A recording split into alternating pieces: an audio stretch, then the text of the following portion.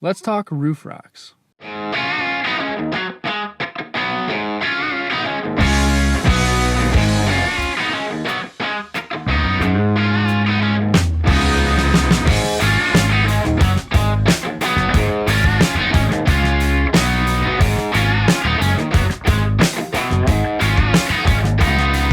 So one of the first things I've done to my truck is get a fiberglass truck cap for it. What you would have seen in the previous video is I just finished outfitting the cap with an off-grid electrical system, battery, solar, and DC-DC charging, so the truck charges the battery as well. And then I also just use the cap to house things like my recovery gear, safety gears, first aid, and all that other stuff. Now, roof racks are kind of self-explanatory. They're super versatile and allowing you to strap whatever objects to the roof of your vehicle for transporting purposes. Now, there are a ton of aftermarket support when it comes to roof racks, but the prices are kind of outrageous.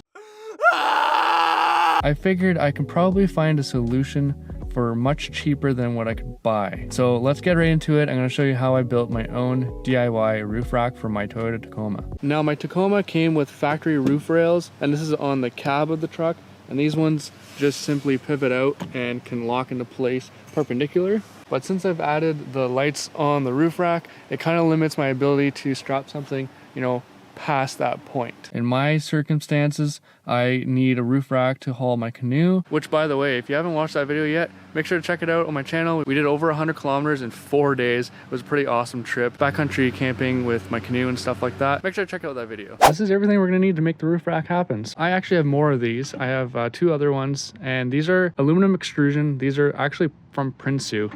Super expensive aftermarket brand that makes roof racks. They're really nice, and I figured I could probably build something similar. And I bought these used, so I got 6 of them total. I screwed one up. No! And I used one for the light rack on the truck that you've seen in the front. I got 4 left, and these 2 are going to get hard mounted to the shell. So those are going to be cross rails that go perpendicular on the truck. And then we have the rails on the truck cap. I ordered mine with the rail already installed, T-track inside of it, and those run parallel with the truck. Nice. What we need is to come up with a bracket that allows me to mount those cross rails to the rails on the truck cap, and that's where I got this aluminum channel. This is an 1/8 inch thick, 1 by 2 inches tall. And as you can see here, I have like 8 feet of it. I'm only going to need 8 inches because I'm going to chop these into 2-inch sections. Basically need 4 of them, 2 for each roof rack. Here's the bolts I'm going to use. So I have some typical 1/4 inch carriage bolts, and these go into the profile of the aluminum extrusion, as you can see, and the little square top head stops it from spinning around. So that's how I'm going to mount these to my channel. And then to mount my channel to the top of the truck cap, this channel here accepts these little square T-slots here, and I'll leave a link in the description. These ones are nice and black. This is all going to work, basically allow me to build my own Prinsu style roof racks.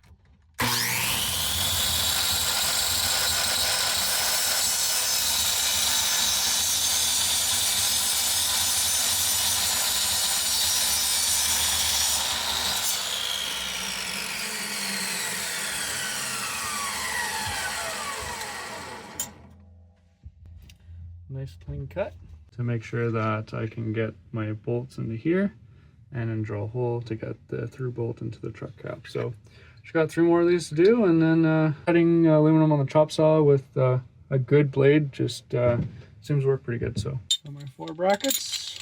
And also, side note, I've done a ton of research online trying to find something that's like this, like that you can buy off the shelf bracket. Literally nothing available out there. And it's a very simple bracket, and anything that I could find was like $100 for 4 of them. And so yeah, I just went out, and it was honestly cheaper to buy 8 feet of aluminum and just make my own. So yeah, these will work out perfectly. Mark center points, punch the center points, drill out the center points.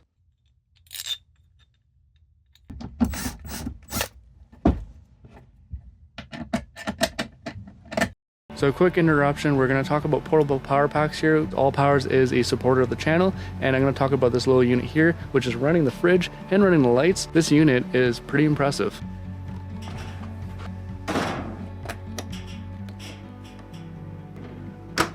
I was fortunate enough to try out the R1500. This is their 1800 watt portable power station that can also be used for your house backup, and their 200-watt solar panel. So this unit here has 4 AC outputs here rated to 1800 watts, 4 USB slots, DC output, and then your regular cigarette lighter DC output. Display, it gives you a percentage of how much battery you have remaining, an estimated time of days remaining, rates of wattage output and input. On the top here they have 2 wireless outputs of 15 watts for wireless charging, and I really like the design of it. The handles are integrated within, so there's no floppy handles sitting on top here. Is a nice flat surface. The other nice feature with this unit here is that it's Bluetooth compatible with their app, and so you can see real time the data that you see on the screen here on your phone. So if you're not by the unit or you have it buried somewhere, then you still have access to it. You don't need visuals to the display. You can also control it using the app, which is super handy for the same reasons. On the side here, they have a pop-up door here where you can attach 2 expandable battery kits. Expand the total power of the unit by 2.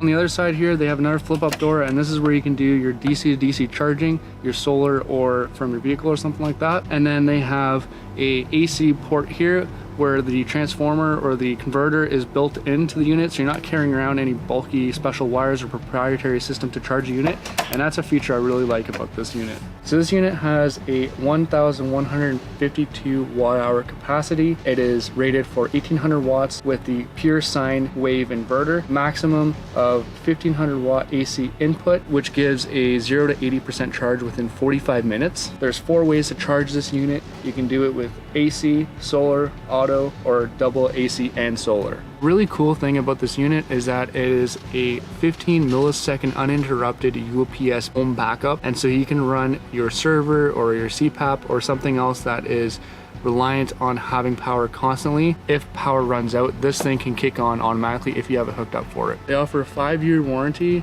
and shipping is within 3 to 5 days. And like most good quality power packs, this one has a built-in battery monitor system that protects the internals from over voltage discharge, charging, low temperature cutoff, and high temperature cutoff. And so basically it's a smart unit, and it knows to protect itself if you try to use it in a situation that is going to damage it. And so for me, I really enjoy these portable power packs because it is versatile and allows you to bring the unit with you, which is not something you totally get with a standalone built-in system. For things like this, like, you know, if I'm hanging out in the backyard and I have some friends over or something like that, I can bring this thing outside, bring the fridge out, and have the lights running and the fridge running. Just super convenient. So make sure to check out the link down below to see how you can get 10% off your unit. Thanks again, All Powers, for supporting the channel, and back to the video here.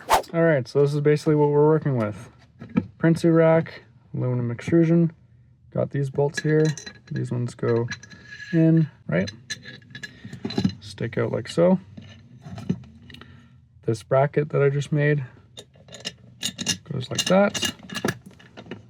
And so this is going to be top of the truck cap.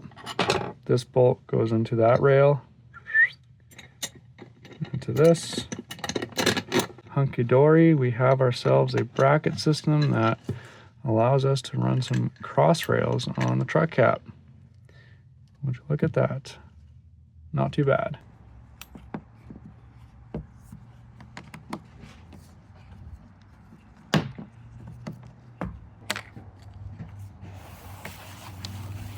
I'll cut those rubber grommets, and that'll keep it nice and kind of tight through there.